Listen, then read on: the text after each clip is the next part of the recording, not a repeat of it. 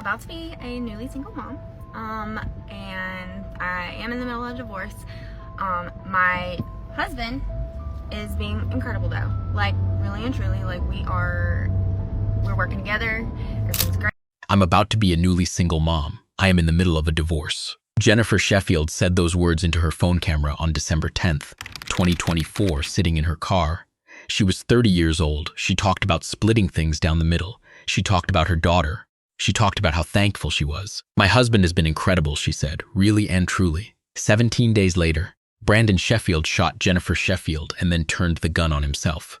Their daughter was in the house. Jennifer's TikTok, the one where she called her husband incredible, has been watched more than 2.6 million times. Almost all of those views came after she was already dead. On January 5th, 2025, a funeral was held at Aughton-Lee Funeral Home in Brandon, Mississippi. It was a joint service for Jennifer and for Brandon together.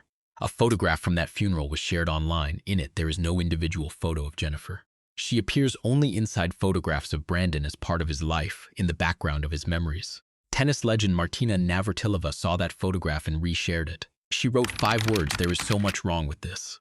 To understand why a woman could be erased from her own funeral, you have to go back to who Jennifer Sheffield actually was and what she'd survived to get there.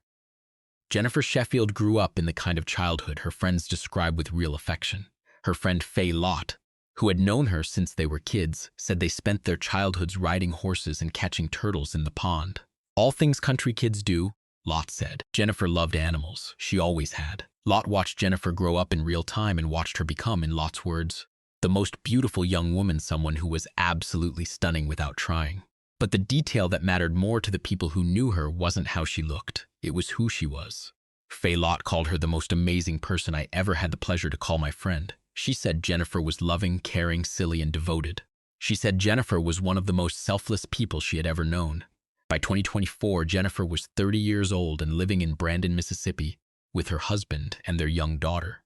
She was also a student enrolled in the Master of Medical Sciences program at Mississippi College, working toward a future as a doctor. Her academic advisor, Dr. Stan Baldwin, the dean of the School of Science and Mathematics, described her as extremely bright and eager to learn. He said she was a blessing to all who knew her. She worked so hard to be a doctor. Faye Lott said, and she made us all so proud. Jennifer and Brandon's marriage had reached its end. By December 2024, they had decided to separate and had begun the divorce process. To everyone around them, it looked like the kind of ending that doesn't make headlines. 2 people who had built a life together, raised a daughter together, and were now figuring out how to do the next part separately but peacefully. Faye Lott had been there from the very beginning. She said she was with Jennifer when she and Brandon first met. And what she said about Brandon in the days after everything happened is the detail that makes this story impossible to look away from. "I've always loved him for how he loved her," Lott said. December 10th, 2024, Jennifer Sheffield sat in her car and recorded a video for TikTok. She told her followers she was about to be a newly single mom. She said she was in the middle of a divorce. And then she said the words that would be replayed, dissected, and watched millions of times after she was gone. "My husband has been incredible, though," she said. "Like, really and truly, we're working together. Everything's great. We're splitting everything down the middle. It is a very civil divorce with our daughter in mind, and I really appreciate that." She talked about the practical realities ahead of her. She said she was going to be on a single income for the first time in her life. She said Brandon would be helping support their daughter, and that she was thankful for that because it meant she wouldn't have to worry so much. She said she was about to buy a new house, pay a mortgage for the first time, figure out a budget on her own. "I've never done this before," she said. "I've never been on my own before. So if you have any tips for saving money, making money, because I'm a little scared right now." That video has been viewed more than 2.6 million times. When Jennifer recorded it, she was talking about fear in the ordinary sense. The fear of a new chapter, a new budget, a new version of independence she'd never had to navigate before. She was scared of spreadsheets, of bills, of being on her own for the first time. She had 17 days left to live. Between December 10th and December 27th, 2024, the version of events available to the public goes quiet. There is no second video, no update. No follow-up post about how the moving process was going or how the new house search was progressing, or whether Brandon's help with their daughter was continuing the way Jennifer had described. What is known is this: at some point on December 27th, 2024, Jennifer Sheffield died at the home she and Brandon shared on Toon Street in Brandon, Mississippi. Brandon died the same day. The civil divorce Jennifer had described to thousands of strangers on TikTok, the one where everything was being split down the middle, where Brandon was helping with their daughter, where everyone was working together, ended 17 days after she posted that video, with both of them dead in the home they had built their life in. Their daughter was in the house. The official statement from police would later describe what investigators believed had happened. That Brandon Sheffield shot Jennifer Sheffield and then shot himself. The language is clinical, it has to be, but it sits in direct, unresolved tension with everything Jennifer told the world 17 days earlier, a tension that nobody who knew her, and nobody who watched that video after the fact, has ever been able to fully reconcile. Faylott put it as plainly as it can be put. He's never been a violent person that I was ever aware of. She wasn't being naive. She had been there from the beginning. She had watched this relationship from its first day to what should have been its quiet, civil end. And the man she had known, the one she said she'd always loved for how he loved Jennifer, was the same man police say shot her and then turned the gun on himself. It's definitely hard, Lott said, trying to understand something we will never be able to. At 7:18 in the morning on December 28, 2024, police arrived at 308 Talon Street in Brandon, Mississippi. They had been called by Jennifer's family. Relatives had gone to the house to conduct a welfare check, the kind of visit families make when someone hasn't answered calls, hasn't checked in, when the silence itself starts to feel wrong. When they arrived at the house before police were even involved, family members reported what officers would later describe in their own statement, obvious signs of foul play inside the residence. The police arrived. Inside the home, they found both Jennifer and Brandon Sheffield. Both were dead from gunshot wounds. Both had been dead since the day before. Brandon Police Chief Joseph French confirmed to local outlets that it appeared Brandon had shot Jennifer and then shot himself. He was careful with his language. He called it an ongoing investigation and confirmed that the Mississippi Bureau of Investigation had assisted the local crime scene unit in processing the scene. The full picture of what happened inside that house in the hours before December 27th ended has never been made public in detail. What is public is the outcome and the timeline. Jennifer died on December 27th. She was found alongside Brandon on the morning of December 28th. Their daughter, the same daughter Jennifer had spoken about in her video, the one she said Brandon would help support, the one this whole civil divorce had supposedly been arranged around, was inside the home. She was found unharmed. A 7-year-old girl. Inside a house where both of her parents were dead, for at least several hours, possibly longer, before anyone came. In the days after December 28th, Jennifer's TikTok video began to circulate at a scale nobody could have predicted.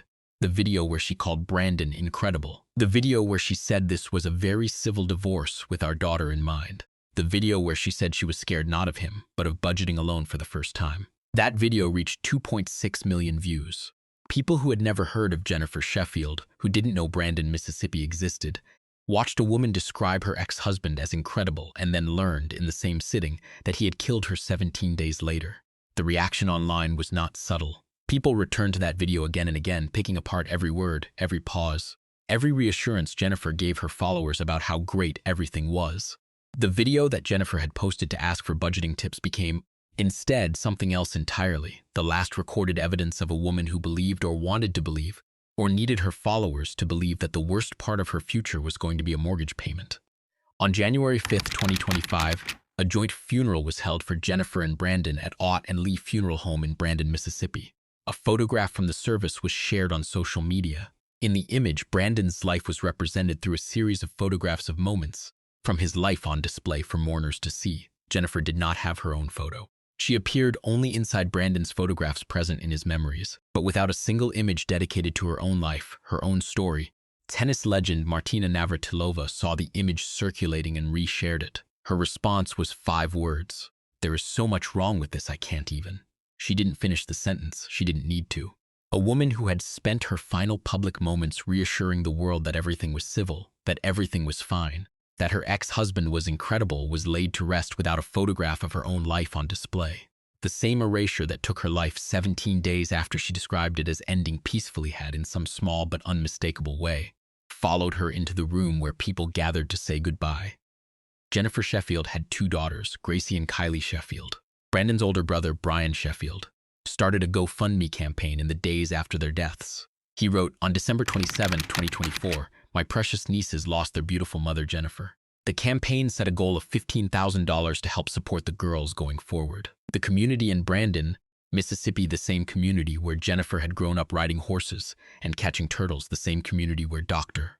Stan Baldwin had called her a blessing to all who knew her, responded. Faye Lott said it best in the end.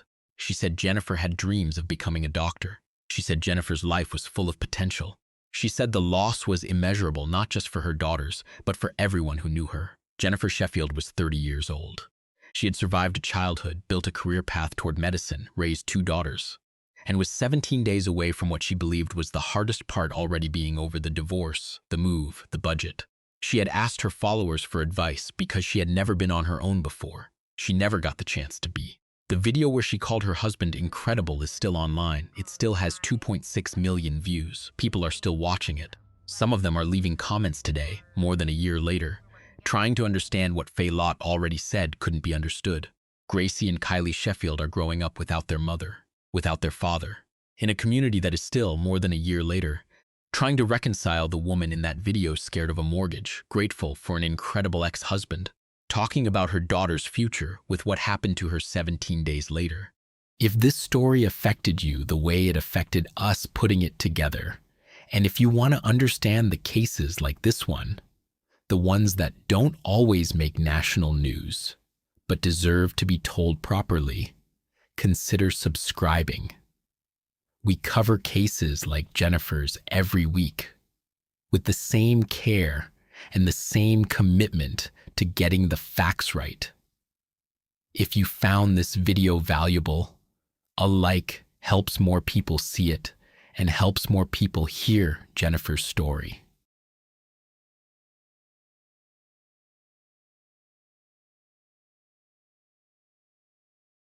Monique and Spencer Tepe were married in Columbus, Ohio, in 2020. On December 30th, 2025, they were found dead inside their home. Their children were down the hall. 24 days before the murders, someone was already at their house. He came at night. He used the alley behind the Wineland Park property. He approached the rear of the building, stayed, and left without being seen. Monique and Spencer were out of town. They had no idea. The camera recorded everything, and for 24 days, nobody looked at it. Before you can understand what that footage means and who that figure was, you need to know who Monique and Spencer Tepe were, because that is the only way the rest of this makes any sense. Monique Tepe was born on October 14, 1986, in Chicago, Illinois. She was 1 year old when her family relocated to Worthington, Ohio, a quiet suburb north of Columbus, and it was there that she grew up. She was the kind of child who filled her time completely: soccer, running, horses, books. Those around her describe a girl who was curious and grounded in equal measure. Someone who moved through the world with a sense of purpose that felt natural rather than performed. She took that purpose with her to Ohio State University, where she pursued a master's degree in early childhood education. The choice said something about who she was. She wasn't drawn to the dramatic or the high profile. She was drawn to the foundation, to the years of a child's life that shape everything that comes after. Friends who knew her during those years describe a woman who was warm and unhurried, someone who listened more than she spoke and meant what she said when she did. After Ohio State, Monique built a life that reflected exactly what she valued. She settled in Columbus. She worked. She read. She baked. She played board games.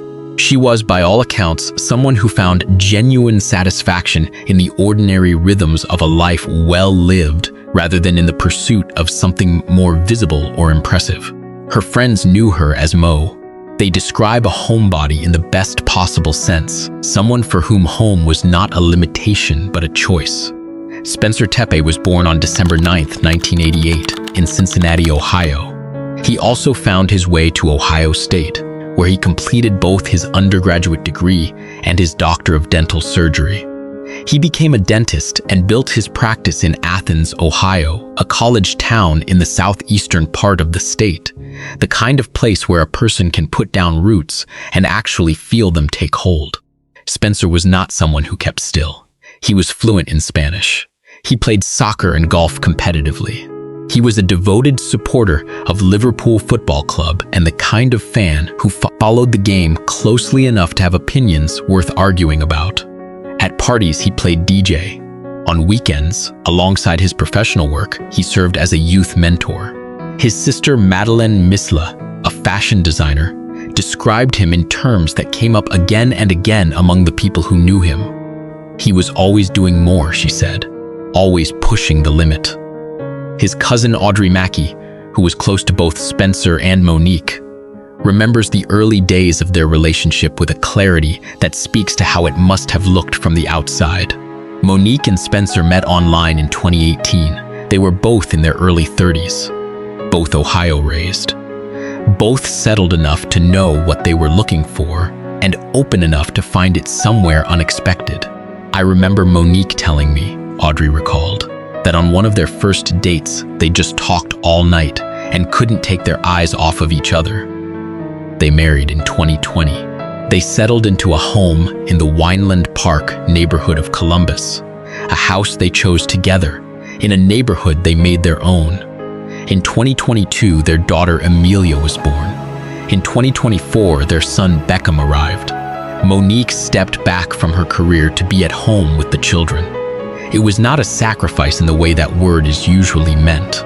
It was a decision that aligned with everything she had always valued: presence, consistency, the quiet work of raising small people with care.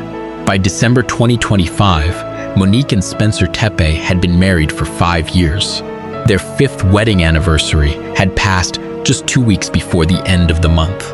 They had a 3-year-old daughter who loved fashion shows and a 17-month-old son who was still learning to move through the world on his own terms.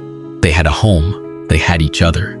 They had, by every account that exists of them, exactly the life they had built on purpose. On Christmas evening, December 25th, 2025, 4 days before the end of everything, the Tepe family was at Spencer's parents' home in Mason, Ohio. Amelia was wearing a pink gown with ivory trim, custom made by her Aunt Madeleine, who had sewn it specifically for her niece. Amelia held a fashion show in her grandparents' living room. Monique and Spencer watched. Spencer's brother-in-law, Rob Misla, was there. After the children were settled and the day wound down, Rob and Spencer stayed up late playing pool in the basement. Neither of us wanted to go to sleep, Rob recalled later. I hate to say that was the last real bro time I had with him. When the Tepes left for home on December 27th, Rob was asleep. He didn't get to say goodbye. That detail has stayed with him. 2 weeks after their 5th anniversary, 3 days after Christmas, the home Monique and Spencer had built together in Wineland Park would be sealed off with crime tape. On the morning of December 30th, 2025, Spencer Tepe did not arrive for work. This was not the kind of thing that went unnoticed. Spencer was reliable. His colleagues knew his patterns. When he didn't show and couldn't be reached, when Monique couldn't be reached either. Concern moved quickly through the people who knew them. At 8:58 in the morning, Spencer's employer, who was away on vacation, contacted the Columbus Police Department. Staff had reported that Spencer had not come in. No one had been able to reach him or Monique. A welfare check was requested. An officer was dispatched at 9:10 a.m. He arrived 5 minutes later at 9:15. He went to the wrong address. He knocked, no one answered. He left. That detail requires no embellishment. An officer was sent to check on people who were already dead inside their home. He knocked on the wrong door. He left. At 9:56 a.m., 41 minutes after that first officer departed, a man who had gone to the correct address called the police. He could hear children crying inside the house. He could not get in. 2 minutes later, at 9:58, a female coworker who was driving to the residence called 911 to report the same concern. She was still on her way. At 10:03 a.m., a 911 caller reported that someone had managed to enter the house. What they found inside ended any remaining uncertainty. "There's a body," the caller told the dispatcher. "There's blood. He's lying next to his bed." Police were dispatched again at 10:04. They arrived and located Spencer, 37, and Monique, 39. Both were deceased. At 10:11 a.m., Columbus Fire Department Medic 7 formally pronounced them dead. The house told investigators almost nothing about how it had happened. There were no signs of forced entry anywhere. No broken windows, no damaged locks, no indication that anyone had come through the home by force. There was no firearm at the scene. There were no signs of robbery. Nothing appeared to have been taken. 3 spent 9mm casings were collected from the floor. That was what remained of whatever had happened in the hours before anyone came looking. The absence of forced entry was not a minor detail. It meant whoever had entered that house either had a key or had found another way that left no trace.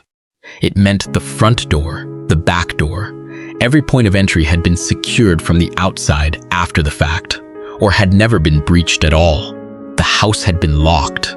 The children were inside. And 2 people who had been alive and healthy on Christmas evening were now dead on the floor of their bedroom. The children had their own rooms, just a few feet down the hall. Amelia and Beckham were unharmed. But they had been inside that house since the night before, and no one had come. Rob Misla, Spencer's brother-in-law, would say later what investigators already understood. We believe Beckham was unable to get out of his crib on his own. For hours, a 17-month-old boy had been in his crib, in his room, a few feet from where his parents lay, waiting for someone to come. No one came until 10 o'clock in the morning. The Franklin County Coroner's Office released the autopsy results in the weeks that followed. Monique Tepe had sustained 9 gunshot wounds. 1 of them had been fired at close range. Spencer Tepe had sustained 7. 16 gunshot wounds between 2 people, fired inside a locked house in a quiet Columbus neighborhood in the early hours of the morning, while their children slept down the hall. 3 spent 9mm casings recovered at the scene. No firearm left behind, no signs of forced entry, no signs of robbery, nothing taken. No evidence of self-inflicted wounds on either victim. The Columbus police chief would later describe what happened on December 30th, 2025, as a targeted domestic violence-related attack. This was not random. This was not opportunistic. Someone came to that house knowing exactly who was inside, knowing exactly what they intended to do, and left having done it. The only question that remained was who. To understand who investigators eventually identified as their primary suspect, you have to go back almost a decade to a chapter of Monique's life that she had long since closed.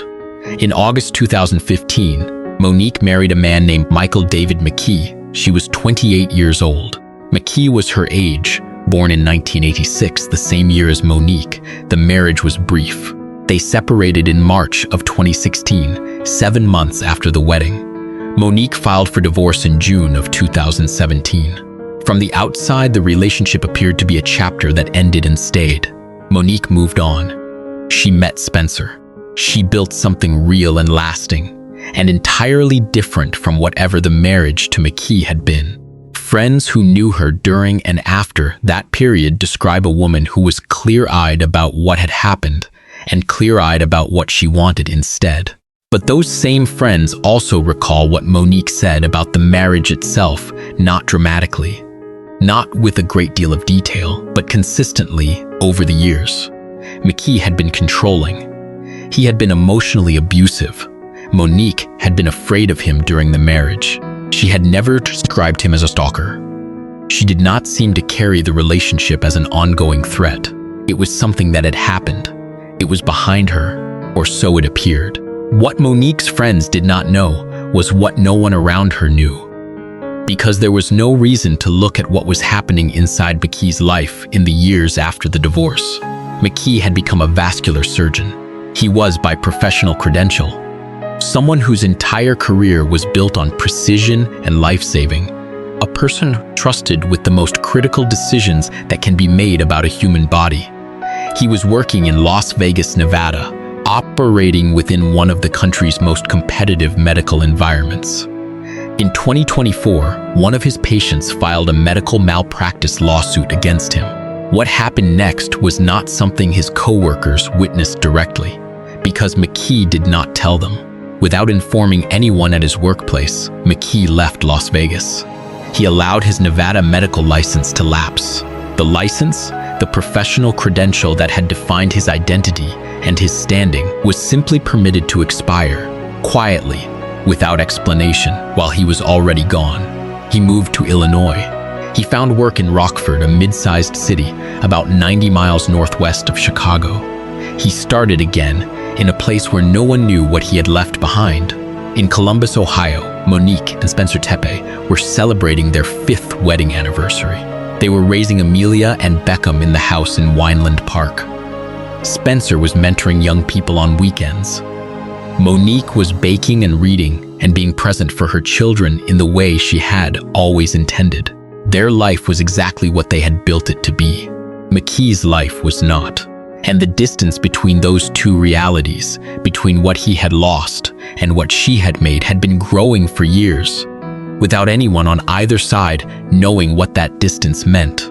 In the weeks before December 30th, 2025, something shifted. On December 6th, 2025, 24 days before Monique and Spencer were found dead, the Tepe family was not home. They had traveled to Indianapolis, Indiana, with a group of friends to attend the Big Ten championship game. It was the kind of trip that filled a weekend. The drive, the game, the hotel, the company of people they enjoyed. Monique and Spencer were there together. The children were not with them. That evening, Monique left the group and returned to their hotel room earlier than the rest. Spencer went back to check on her. He later told a friend that she was upset. He described it as being about something involving her ex-husband.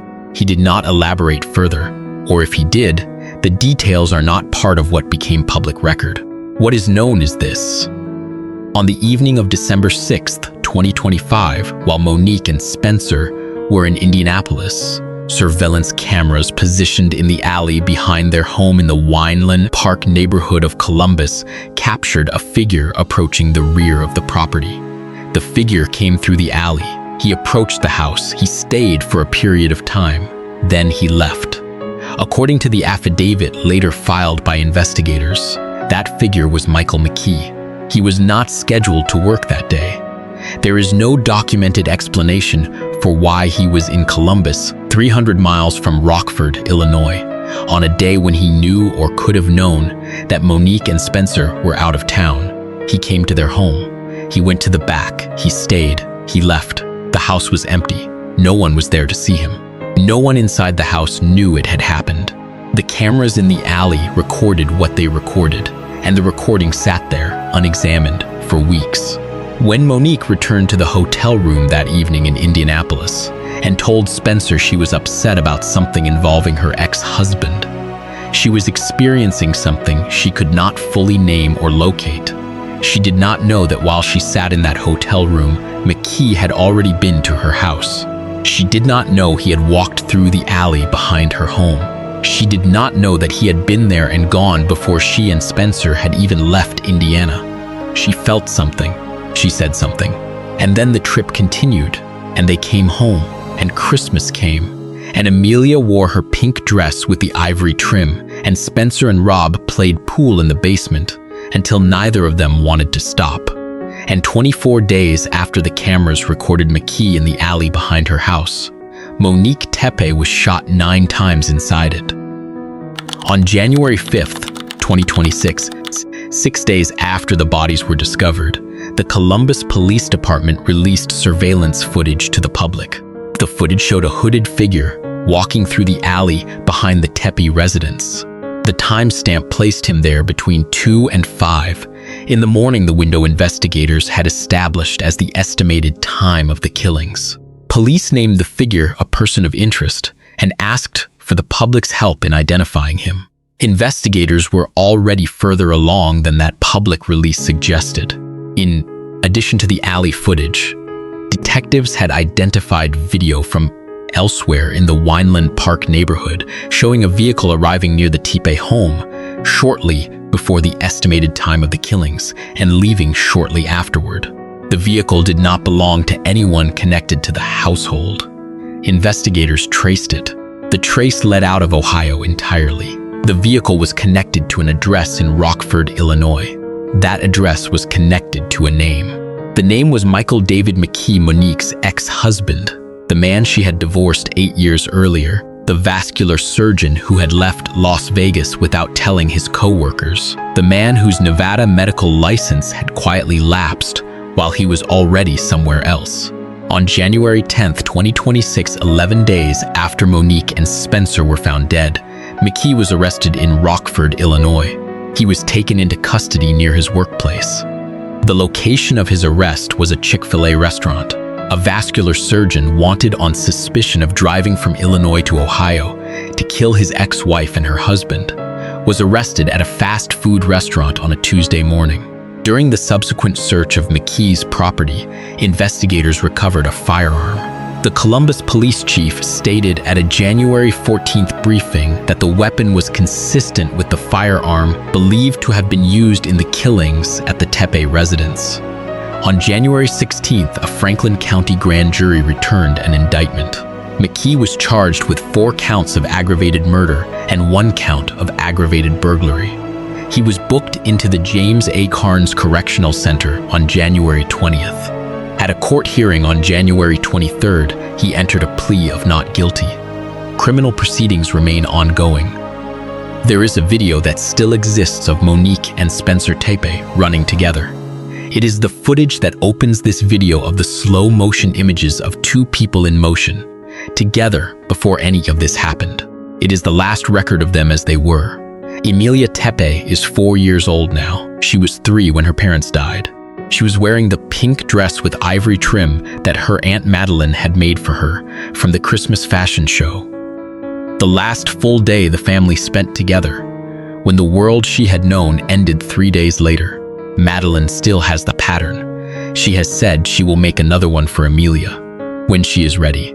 Beckham Tepe was 17 months old on December 30th, 2025. He was in his crib when the people who would have come to get him in the morning did not come. He is too young to understand what has been taken from him. He will grow into that understanding over years. Both children are now in the care of the family. On January 11th, 2026, visitation was held at Scodinger Northwest in Upper Arlington, followed by a service at the funeral home. That afternoon, a separate gathering was held at Do Amici restaurant in Columbus. The family estimated that more than 1,000 people came. 1,000 people gathered in Columbus on a January afternoon to say goodbye to a dentist who played DJ at parties and a stay-at-home mother who baked and played board games and loved her children with the kind of steadiness that doesn't make the news until it's gone.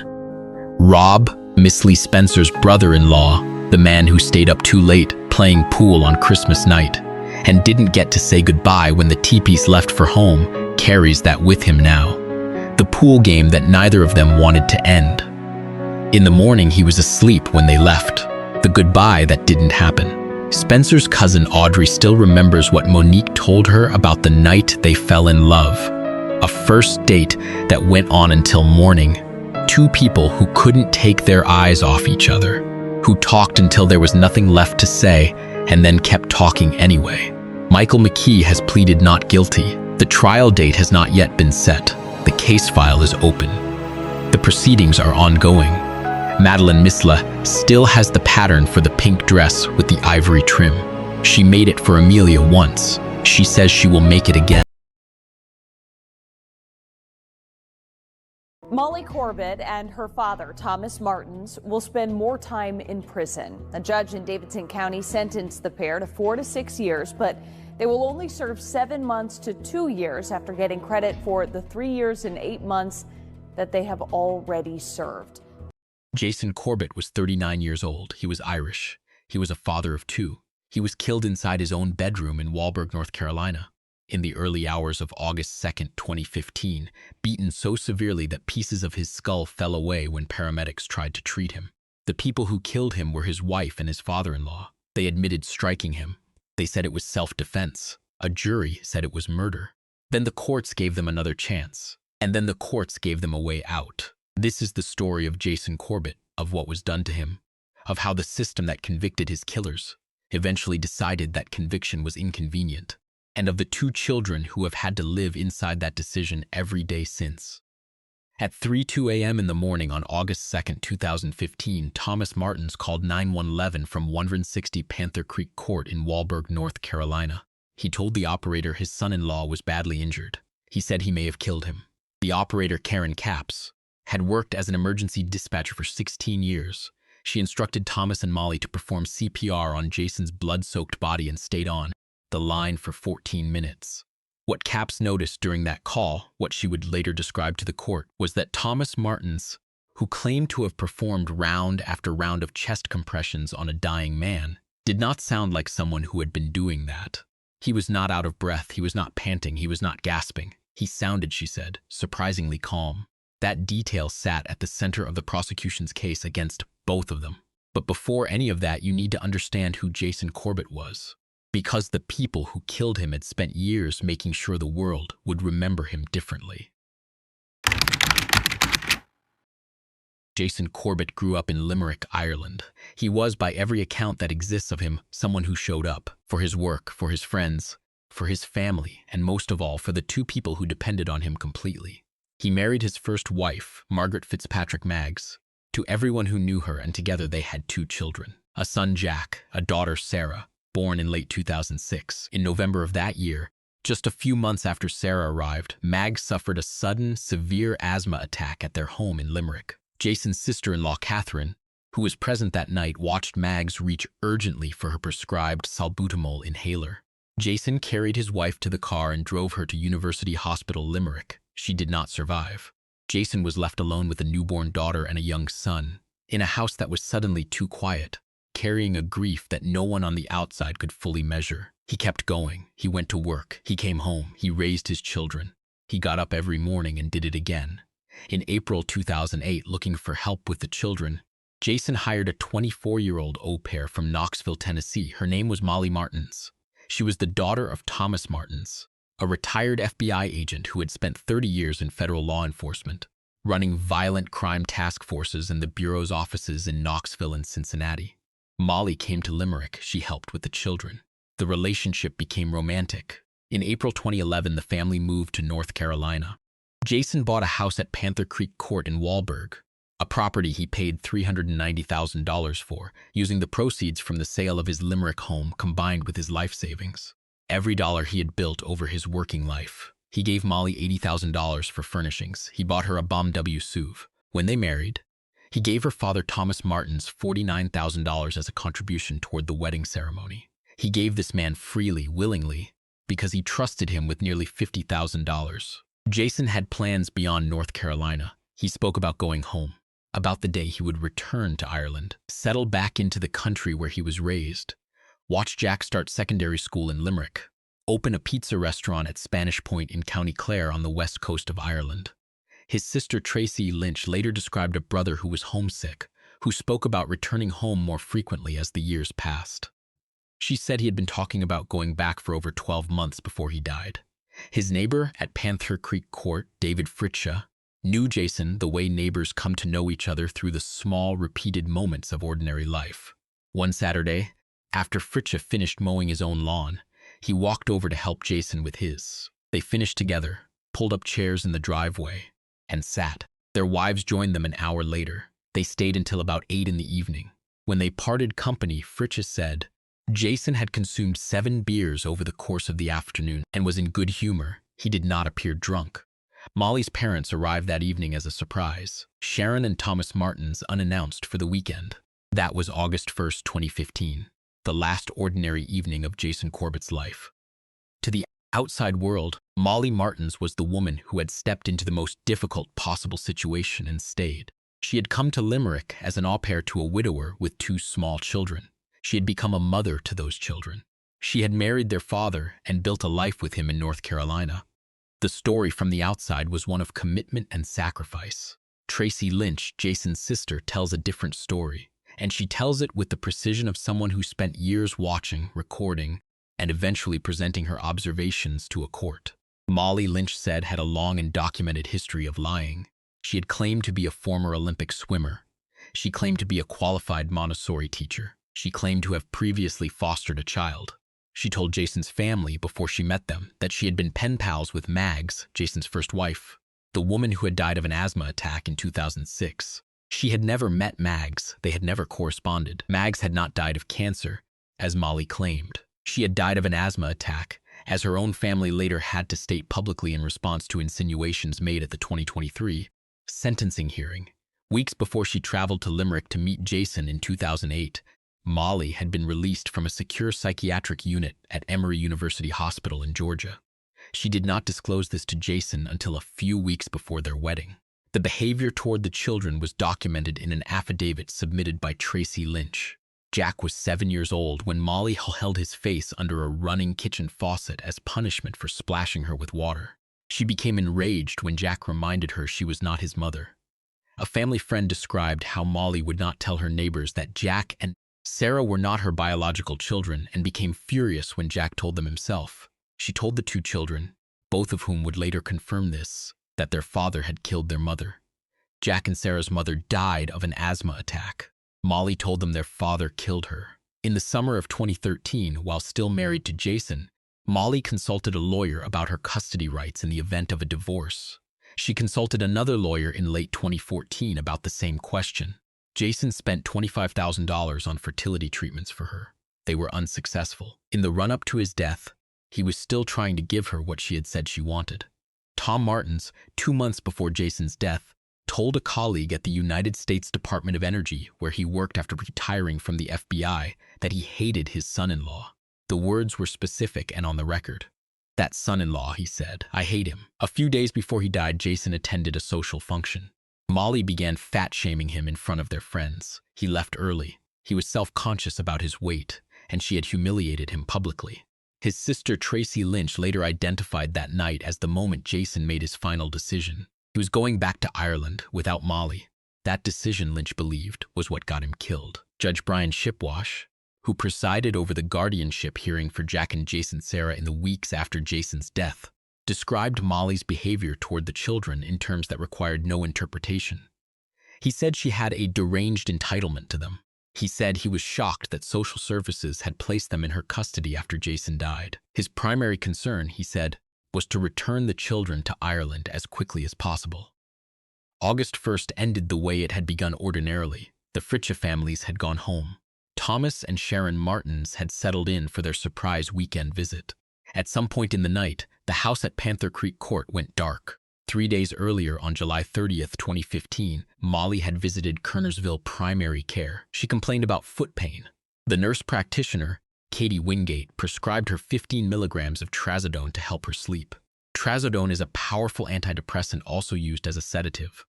Jason Corbett had never been prescribed trazodone. He did not have a history of the sleep issues for which the drug is prescribed.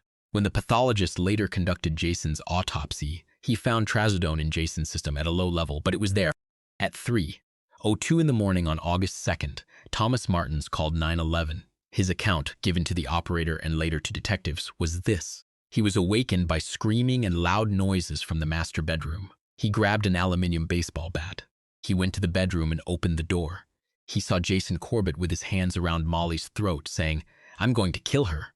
He struck Jason with the bat. Molly hit Jason with a concrete paving brick she kept by the bed. Thomas kept hitting. On the phone with the operator, Thomas said, "He's bleeding all over. I may have killed him. He did not sound out of breath." Paramedics David Bent and Amanda Hackworth arrived less than 10 minutes after the call. They found Molly performing CPR on Jason in the master bedroom. The room was dimly lit. They moved him to the ambulance. As paramedic Bent tried to insert a breathing tube, his hand slipped into Jason's scalp. The injuries were that severe. Inside the ambulance, the paramedics noticed something that stopped them.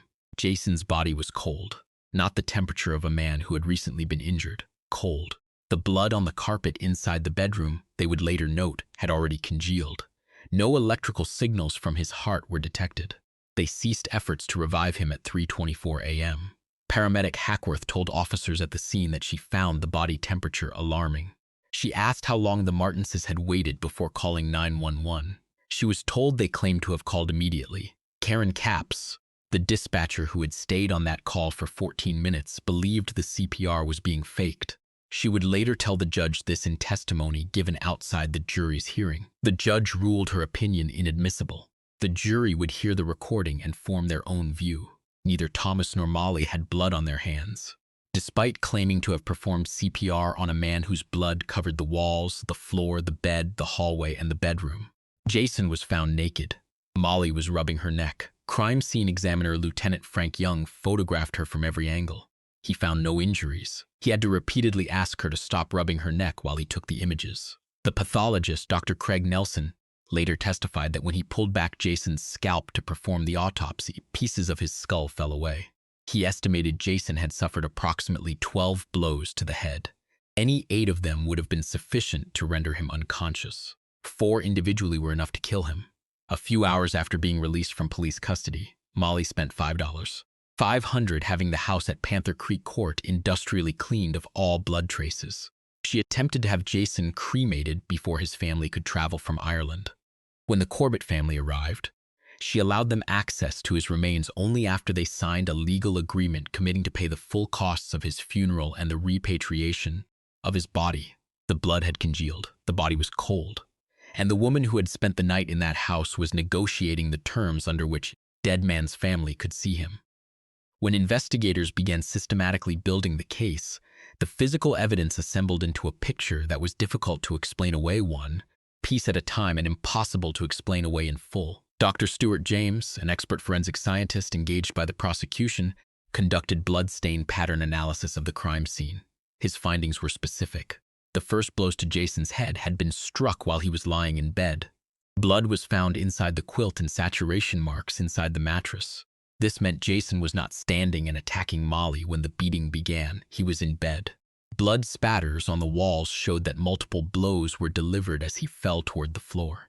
The blood pattern on the inside hem of Thomas Martin's boxer shorts indicated that Jason's head was already on the floor when those final blows were struck. He was down. They kept going. A vacuum cleaner in the bedroom had blood on it that defied the physics of the room. The blood drip had spattered sideways, inconsistent with the laws of gravity and fluid dynamics, which strongly indicated the vacuum cleaner had been moved after the attack and before police photographed the scene. The crime scene had been altered. Jason's blood alcohol concentration at the time of his death was 0.2%, a quarter of the legal driving limit in North Carolina. He was not drunk. The defense had suggested he had been drinking heavily. The toxicology report said otherwise. Tom Martins, under cross-examination by Assistant District Attorney Greg Brown, admitted that he had never witnessed or been told of any domestic violence involving Jason and Molly before the night Jason was killed. Not once. In 30 years as an FBI agent trained to identify exactly such patterns, he had observed nothing. Jack Corbett had been 9 years old on the day his father died. On that same day, social services had interviewed both children. Jack's initial statement said Jason had been physically aggressive toward Molly. He described specific incidents. 9 months later, Jack contacted the sheriff's office and recanted completely. He told investigators that Molly had coached him before the interview, that she had told him what to say, that the incidents he described had not happened the way he described them. The judge ruled Jack's recantation inadmissible at the 2017 trial. The defense successfully argued it was hearsay. The jury would hear Jack's coached original statement and would not hear the 10-year-old take it back. The prosecution's case on motive was straightforward. Jason's life insurance policy was worth $600,000. The marital home at Panther Creek Court, bought with Jason's life savings, would pass to Molly and the children Jack and Sarah. The 2 people Molly had told her neighbors were her biological children. The children she had consulted lawyers about while still married to Jason would remain with her, unless Jason took them back to Ireland, which, as his sister Tracy Lynch had been telling anyone who would listen, was exactly what he was planning to do.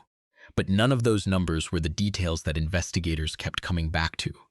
The detail that came back was the body temperature, the congealed blood, the dry, flaking blood on Jason's face when paramedics arrived. None of it was consistent with a man who had only just been injured. The prosecution argued that Thomas and Molly Martins had waited, that they had waited until Jason was dead, until they were certain before anyone picked up the phone. Jury selection for the trial of Molly Martins, Corbett, and Thomas Martins began on July 17, 2017, at the Davidson County Superior Court in Lexington, North Carolina. Both defendants entered pleas of not guilty. Both claimed self-defense. The prosecution played the 911 call in full to the courtroom. Karen Capps, the dispatcher who had taken the call, testified that Martins had not seemed out of breath after performing CPR. When photographs of Jason Corbett's head injuries were displayed to the jury, proceedings were paused briefly. A juror had become physically ill and had to leave the room. Dr. Nelson, the pathologist, testified that when he pulled back Jason's scalp to perform the examination, pieces of his skull had fallen away. The court heard about the trazodone, the blood spatter, the cold body, the $5,500 industrial clean. Molly did not take the stand. Tom Martins did. Under cross-examination, he confirmed he had told a colleague he hated his son-in-law. He confirmed he had advised Molly to seek a divorce. He confirmed he had never witnessed or been told of any domestic violence before the night Jason died. After closing arguments, the jury deliberated for less than 4 hours. On August 9, 2017, both Molly Martins Corbett and Thomas Martins were found unanimously guilty of the second-degree murder of Jason Corbett. They were sentenced to a minimum of 20 years and a maximum of 25. Jason's sister Tracy Lynch stood outside the courthouse and said, "It was a brutal, merciless killing. My parents lost their child and we lost the most wonderful brother and friend." A victim impact statement written by 13-year-old Jack Corbett was read to the court on his behalf by the district attorney. Jack wrote that losing his father 9 years after the death of his mother was the hardest thing he had ever carried. He addressed Molly directly. He told her she was not and never would be part of the Corbett family. He told her she would be remembered as a murderer who killed her husband for no reason.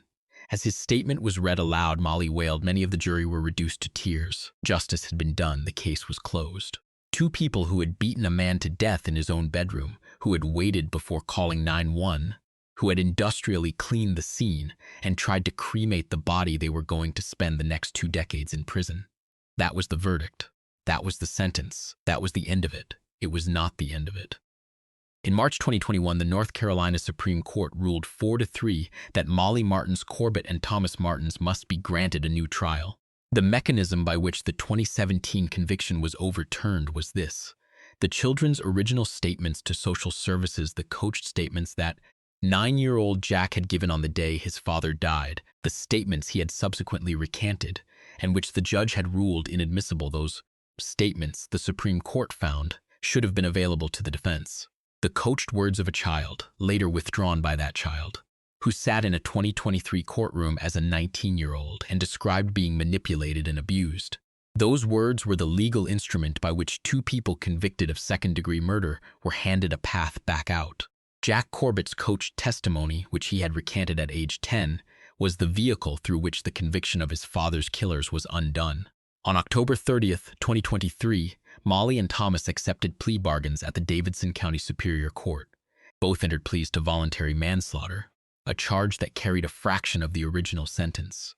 The murder charges were dropped. At the sentencing hearing, a defense expert testified that Molly had no motive to kill Jason because she knew the children would be taken from her, regardless by divorce or by his family. The defense insinuated in that same hearing that Jason had played a role in the death of his first wife, Mags. The Fitzpatrick family, Mag's own family, released a statement in response. They said the claim was a lie. They described how Mags had suffered from asthma all her life. They said Jason had done everything in his power to save her. On November 9, 2023, Judge David Hall sentenced both Molly and Thomas to between 51 and 74 months. With time already served, they would each complete their sentences within 7 additional months. On June 6, 2024, they walked out. Former Davidson County Sheriff David Grice, the man who had supervised the original investigation, said they got off with a slap on the wrist. He said he believed they had spent enough money on appeals until the courts got worn down. Sarah Corbett, who had been 8 years old when her father was killed and 17 when she stood in a courtroom and delivered her victim impact statement in person, released a statement of her own. She said she was confident that if the case had gone to retrial, they would have been found guilty again. She said the fact that they took the plea deal proved it. 2 people convicted of second-degree murder walked out of prison less than 7 years after the verdict. The system that convicted them had also, in the end, provided the mechanism for their release.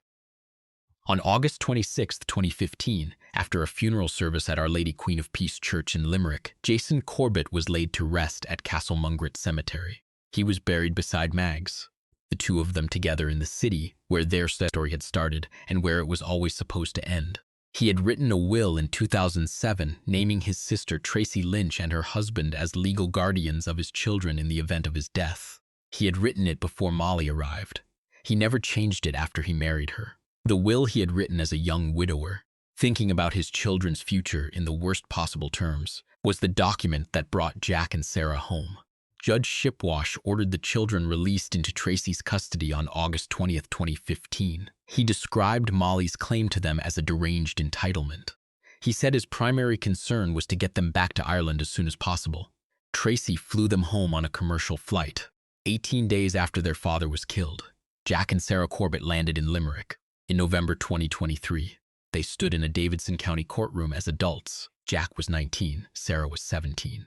They had been carrying this since they were children, since the day their father didn't wake up, since the statements they gave to social workers were used and manipulated and eventually deployed in ways that neither of them had intended. Sarah told the court that she had spent years in therapy because her childhood statements had been weaponized. She said Molly had shown no remorse. She said Molly had told her to stop crying and get over it in the days after Jason died. Jack told the judge not to be fooled. He called Molly a monster. He said she had abused him. He said she had used his words to try to escape what she had done. As the children read their statements, Molly sobbed loudly and eventually laid her face down on the table in front of her. Jason Corbett spent $25, Susan on fertility treatments for the woman who killed him. He bought her a car. He gave her father $49,000 toward a wedding. He moved his children to a country they had never lived in, to a house bought with everything he had saved.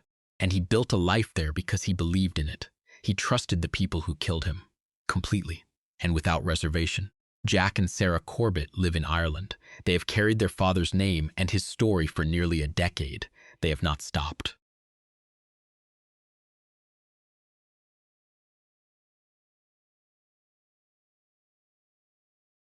At 5 a.m. on June 5th, 2020, police in Hanahan, South Carolina, received a call reporting a burglary in progress at a home on Raptor Drive in the Eagle Landing neighborhood. When officers arrived, they found a scene that looked exactly like what had been reported.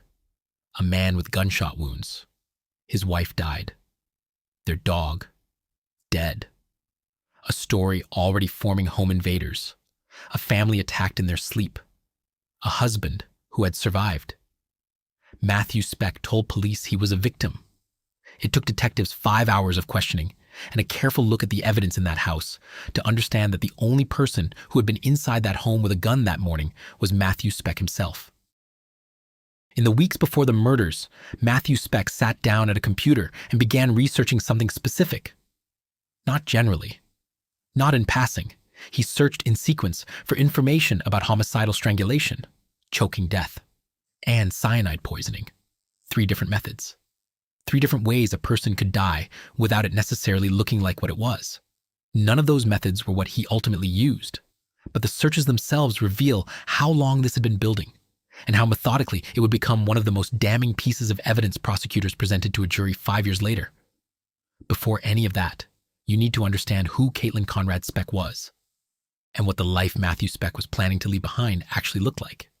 Caitlin Conrad Speck lived with her husband Matthew in the Eagle Landing neighborhood of Hanahan, South Carolina, a quiet residential community on Raptor Drive. The kind of street where neighbors know each other's routines, and gunfire would be the kind of thing nobody in that house had ever had reason to expect. She shared her home with a chocolate Labrador retriever named Bailey May. The dog's name appears in nearly every public record connected to this case in the indictment, in the press releases, in the solicitor's statement read aloud in court. That detail alone tells you something about how the people who built this case understood what had been taken.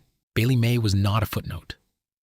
She was family, and the prosecution treated her as such, charging Matthew Speck not only with his wife's murder, but with the separate crime of ill treatment of an animal, a charge added specifically because of what happened to that dog in the same few minutes that ended Caitlin's life.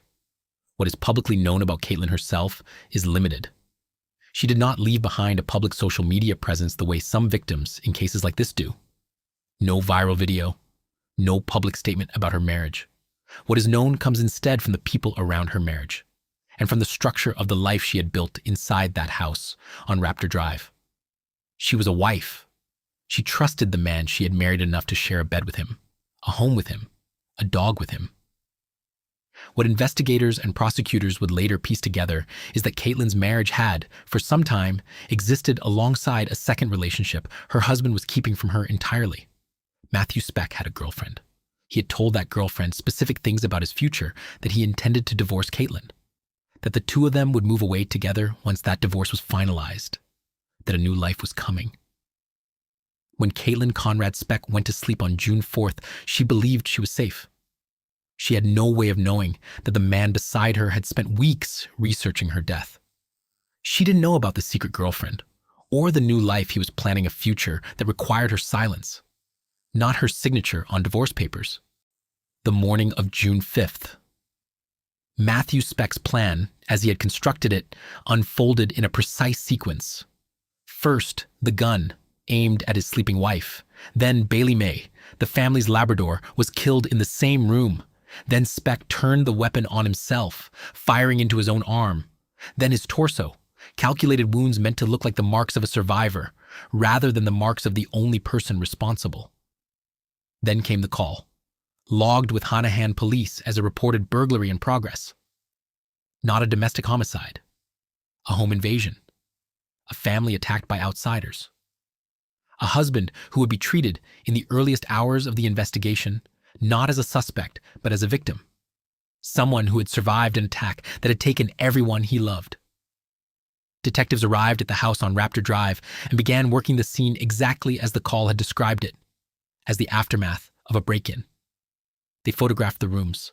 They documented Speck's injuries. They listened to his account of intruders, gunfire, chaos, a man who had done everything he could and still lost his wife and his dog. By the end of that same day, the story Matthew Speck had told them was no longer the story detectives believed. Forensic evidence, witness statements, and a 5-hour interview with Speck himself had taken the investigation somewhere entirely different. June 5th, 2020 ended with Matthew Speck under arrest, not as a survivor, but as the only person who had been holding a gun in that house. The home invasion story was specific and detailed by design built to generate immediate sympathy and send investigators looking for outside intruders instead of looking at Speck himself. Forensically, it began falling apart almost immediately. The wounds were the first problem. Examination determined the injuries to Speck's arm and torso were limited and survivable, consistent with a person inflicting them on himself, not with someone fighting for his life against armed strangers intent on killing everyone in that house. The scene itself was the second problem. There were no consistent signs of forced entry to support a stranger breaking into the home overnight. The positioning of the bodies and the trajectory of the gunshots, once reconstructed, did not match the chaotic, unpredictable pattern you would expect from intruders who had never set foot in that house before. Every angle pointed inward, not outward. Motive was the third problem, and the one that would take prosecutors years to fully assemble. A man whose wife and dog have just been murdered by strangers does not typically have a documented history, in the weeks beforehand, of researching specific methods for ending a human life. Matthew Speck did. By the close of his 5-hour interview on June 5th, the home invasion story had collapsed under the weight of its own inconsistencies. What remained was a man who had shot his sleeping wife, shot the family dog, and inflicted just enough damage on himself to look like a victim instead of the only person in that house with a gun. The investigation that followed, stretching across more than 4 years before it reached a courtroom, was no longer about discovering what happened. It was about proving why. The first piece of the why came from a woman Caitlin never knew existed in the way she actually did. Matthew Speck had been conducting a secret relationship while still married to Caitlin and living with her in the home on Raptor Drive. When prosecutors built their case for trial, this woman's testimony became one of its central pillars. She told the court that Speck had described his plans to her with specificity, not as a vague possibility, but as a future already taking shape. He was going to divorce Caitlin. Once that was finalized, the two of them would move away together. He called it the start of a new life, the structure of an ordinary divorce, the conversations, the legal proceedings. The difficult but survivable process of two people separating was never given the chance to happen. Speck had decided on a different timeline, one that did not require Caitlin's agreement, her awareness, or her survival. A former coworker added another layer when called to testify, telling the court that Speck had complained to them about his marriage in the time before the murders. A small detail prosecutors used to establish a pattern. This was not, in the account being built at trial, a sudden and unexplainable act. It was the visible edge of something that had been building for some time, expressed in pieces to different people, none of whom had any reason to connect what they were hearing to what would eventually happen at 5 a.m. on Raptor Drive. The girlfriend's testimony closed off any possibility that June 5th could be understood as panic, a single catastrophic loss of control. A man planning a future with someone else, describing that future to her in advance, is not a man who snapped.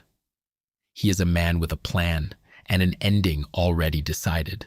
The internet search history recovered from Matthew Speck's devices was methodical in a way that left little room for alternative explanation.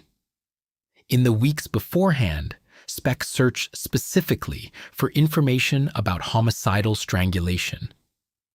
He searched for information about choking death. And he searched for information about cyanide poisoning, a method that leaves behind its own complicated forensic signature, one that requires planning to source and administer without detection. None of these three methods were what Speck ultimately used. He shot his wife, but the searches were never about settling on a single method. They were about a man exploring, in detail, multiple ways a person could die. Research specific enough that prosecutors presented it to the jury as direct evidence of premeditation, not curiosity, not something that could be explained away as unrelated to what happened weeks later. Prosecutors built their case methodically across testimony from medical experts who explained why Speck's injuries were inconsistent with an attack by an intruder, and crime scene technicians who walked the jury through physical evidence that consistently placed Speck and no one else as responsible for everything that happened inside that house.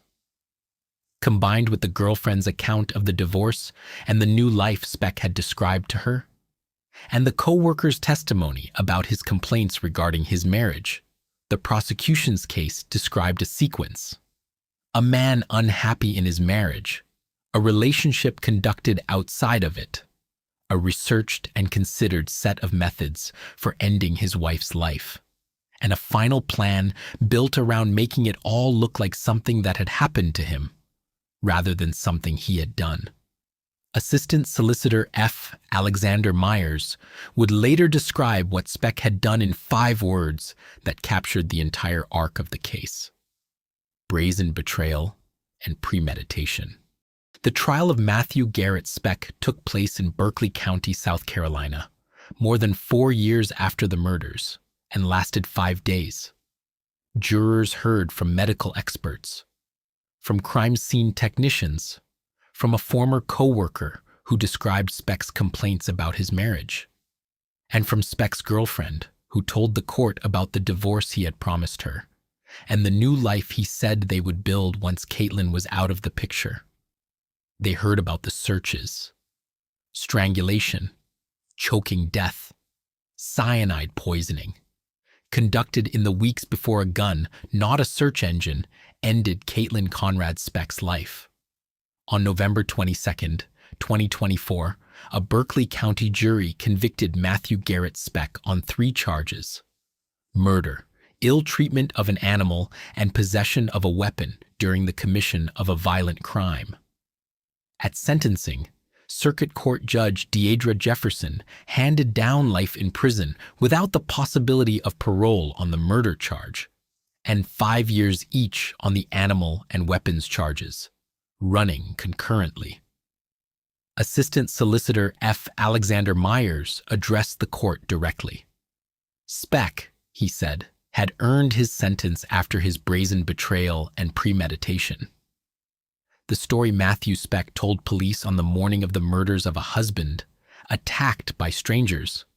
The only survivor of a senseless invasion had taken detectives 5 hours to unravel on the day itself.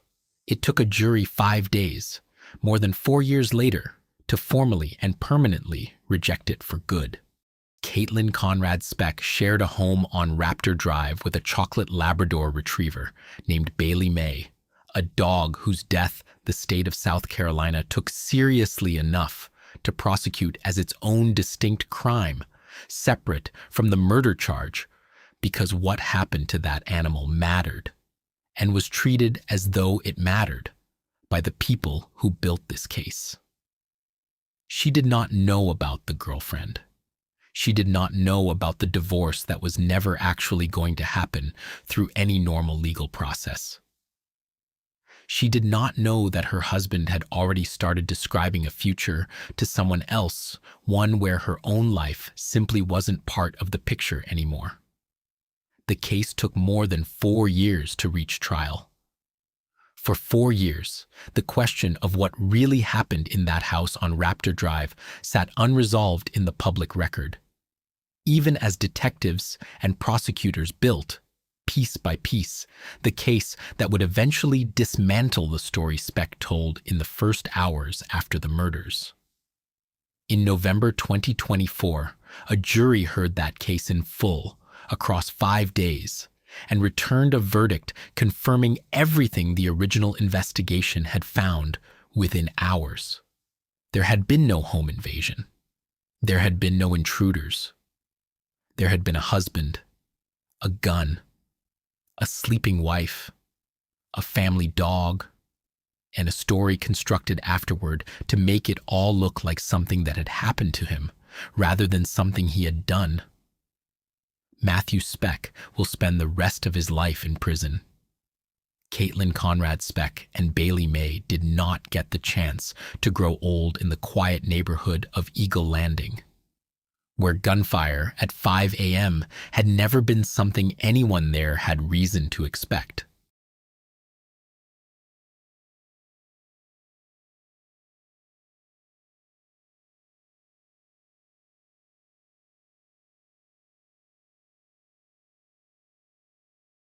It was his 21st birthday. Zarius and Saria Hildabrand had been out all evening with friends in Anchorage, Alaska, celebrating. They came home at 2 a.m. A neighbor near their apartment complex on Mockingbird Drive heard a gunshot at 2:45 a.m. Police responded. They found nothing suspicious. They left. The next morning, Zarius told investigators his wife had walked to work. She hadn't taken her phone. She was a little hungover. He wasn't worried. He was lying. Saria Hildabrand was 21 years old. She was a combat medic in the Alaska Army National Guard. She was from Mount Pleasant, Utah, a small town where the people who loved her were already waiting to hear she was okay. She would never come home to them.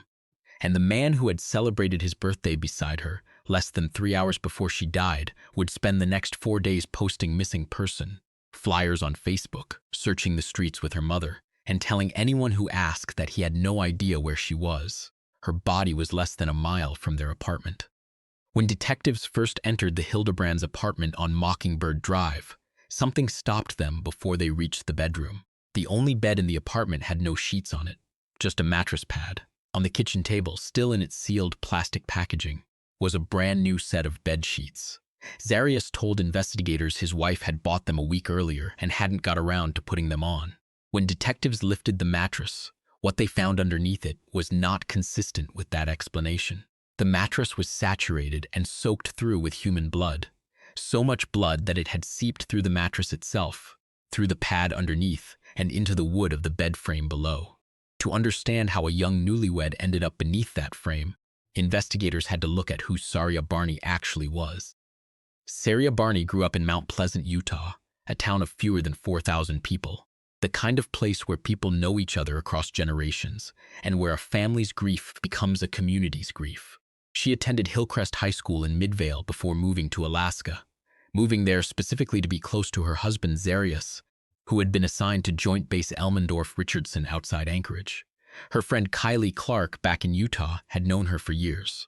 Clark would later describe Saria in 5 words that everyone who knew her seemed to agree on. She was the life of the party. She showed up, not just for the big moments, for everything. the kind of friend who turned an ordinary night into something people remembered. Saria had moved to Alaska only 6 months before she died, not on a whim but with a plan. She enlisted in the Alaska Army National Guard and trained as a combat medic. And she transferred there specifically because it meant getting into the medical program faster than she could have back home. She was also taking college courses on the side, building toward whatever came next. She was someone who didn't wait for her future to arrive. She went and got it. The week before she disappeared, Saria called Kylie Clark in Utah, the way she often did. They talked about Alaska, about how happy she was up there. She told Clark she'd made friends with Zarius's friends, that she really liked them, that she only had good things to say about the people around her. It was, by every account, an ordinary catch-up between two people who'd known each other a long time. Clark had no idea it would be one of the last conversations she'd ever have with her. Her mother, Meredith Barney, described her in terms that were specific and unwavering. The most amazing, precious child ever, smart, driven, happy, fun. Someone who loved everybody and was loved in return. After Saria's death, Meredith would say that hearing from the people whose lives her daughter had touched their stories, their photos brought her a strange kind of comfort. There were so many of them, and there was one detail that on its own meant nothing. But to the people who knew Saria, it meant everything. On the morning she disappeared, she left without her phone. Her family would say it again and again in the days that followed, almost like a refrain. That wasn't like her. She never went anywhere without it. It wasn't normal. It wasn't her. Saria Hildabrand was also 21. He had joined the Army in September 2021 and arrived in Alaska the following year, assigned as a cannon crew member with the 11th Airborne Division. The two of them, both in uniform, both newlyweds, both stationed thousands of miles from their families, were navigating the specific pressures of military life in a place neither of them had grown up in. On the night of August 5th, 2023, Zarius's 21st birthday, the couple went out with friends and celebrated. They returned to the apartment at 2 a.m. Whatever happened in that apartment in the hour that followed, only one of them has ever offered an account of it. At 2:45 a.m. on August 6th, a neighbor near the apartment complex reported hearing a single gunshot. Police responded, searched the area, found nothing suspicious, and left. Saria Hildabrand's account of what happened next was consistent at first. Then it wasn't. He told investigators Saria had woken up hungover and decided to walk to her job at Bread and Brew, about a mile away, sometime between 9 and 10 a.m. He said she had left her phone at home. He said he wasn't worried when she didn't come back that evening because he assumed she'd turn up and it would all be a misunderstanding. He waited until Monday evening, 36 hours later, to report her missing. There were problems with this account from the beginning. Saria's co-workers told investigators she had not come in that morning and had not been expected. At 10:45 a.m., roughly 45 minutes after Saria said she'd left for work, someone sent a text from Saria's phone to her colleagues, saying she was calling out sick. The phone Saria said she had left at home. When a coworker texted back suggesting she call her manager directly, the phone went silent. Saria first told investigators he had stayed home all day and done nothing. Then he changed his account and said he had run errands. Investigators pulled his credit card records. On August 6th, the same day Saria allegedly walked to work and never came back, Saria had made purchases at a local Lowe's. A 96-gallon trash can with wheels, new bed sheets, hydrogen peroxide, an empty spray bottle, a mop bucket. He had also, at some point that day, removed the original sheets from the bed. When a detective first noticed the bare mattress pad and the new sheets sitting on the kitchen table, he asked Saria about it. Saria said Saria had bought them a week earlier and they just hadn't put them on yet. The detective noted it. Then they lifted the mattress.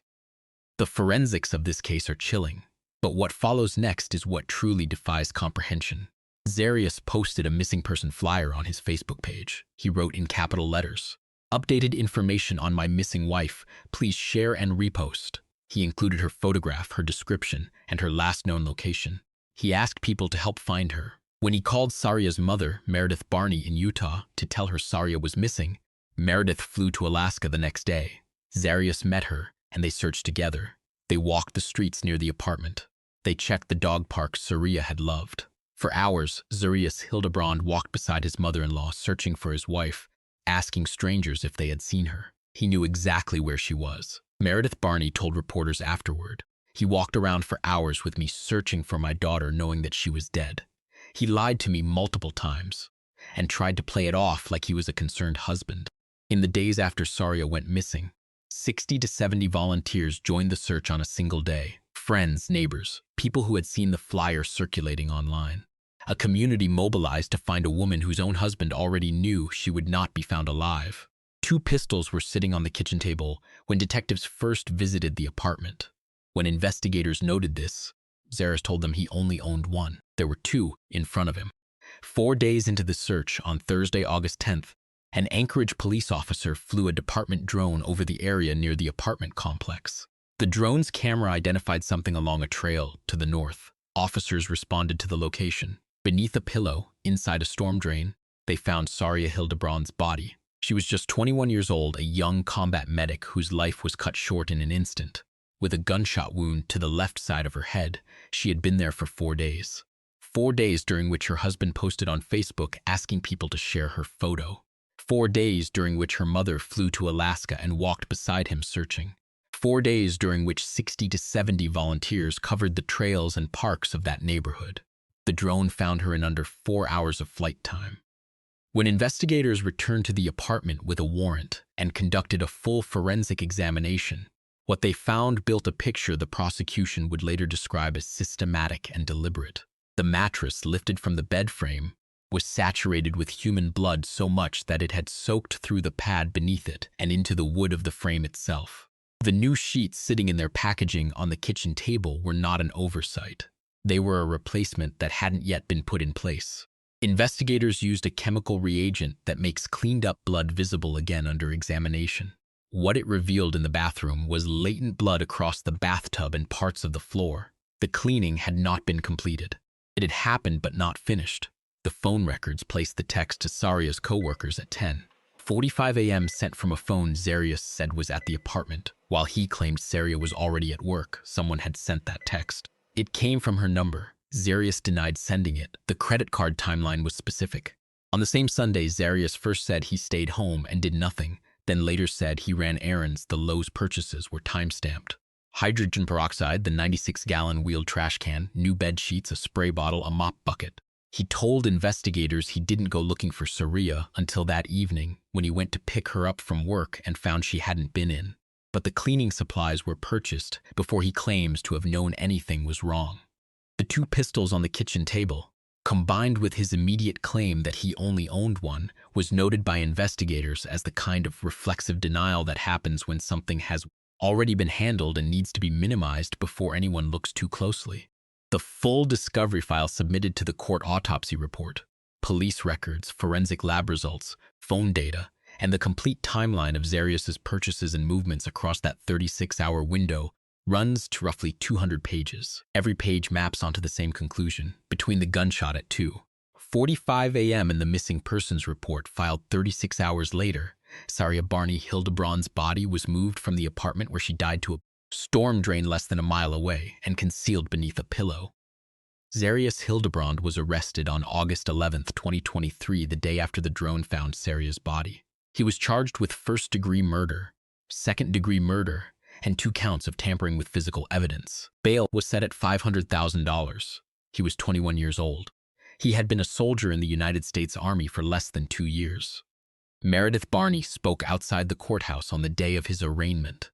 She said that from the second Zaris had called her on Saria's phone, she had known something was wrong. She called him terrifying. She said justice for Saria was all she wanted. She said Saria had always been looking toward her future. Happy, loving everybody, loved in return. She said she wanted people to know her daughter was not just another crime statistic.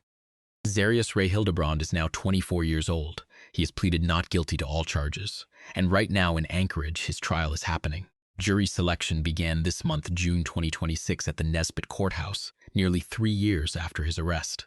His defense attorney, Peter Ramgren, is representing him. District Attorney Brittany Dunlop is prosecuting. Behind that jury selection sits almost 3 years of pretrial proceedings.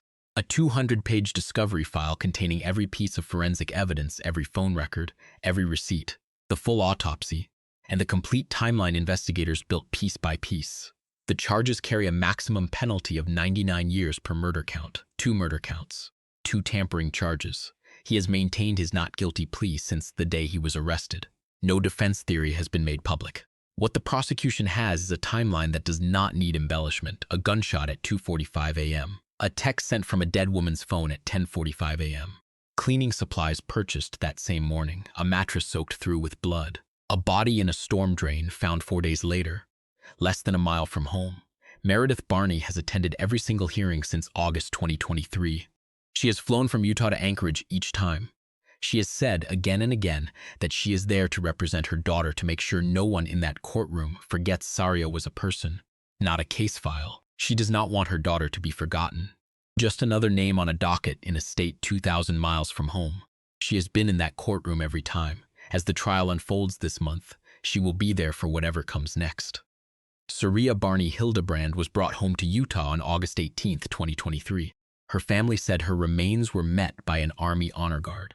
She was buried in Mount Pleasant, Sanpete County, the small town where she grew up, where people had known her family across generations, where the community gathered around her mother when the news came back from Alaska.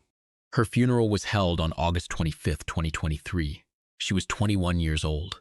She had trained as a combat medic, someone whose entire purpose was to keep people alive in the worst possible circumstances, to remain calm where others couldn't, to put herself between danger and the people depending on her.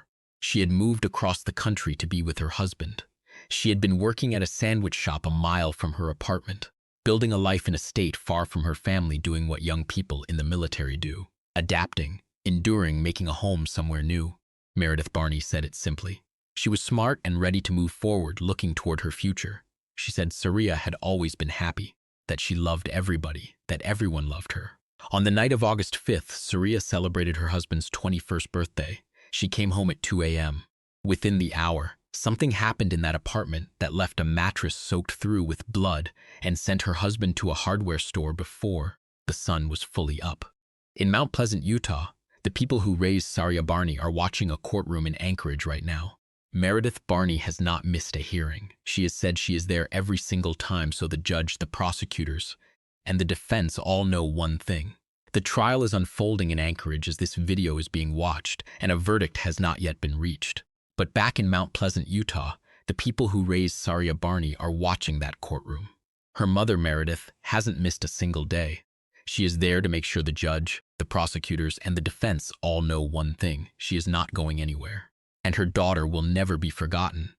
Now that the trial has officially begun, what do you think the verdict should be? Should he be found guilty or not guilty based on the evidence presented so far? Leave your thoughts in the comments below.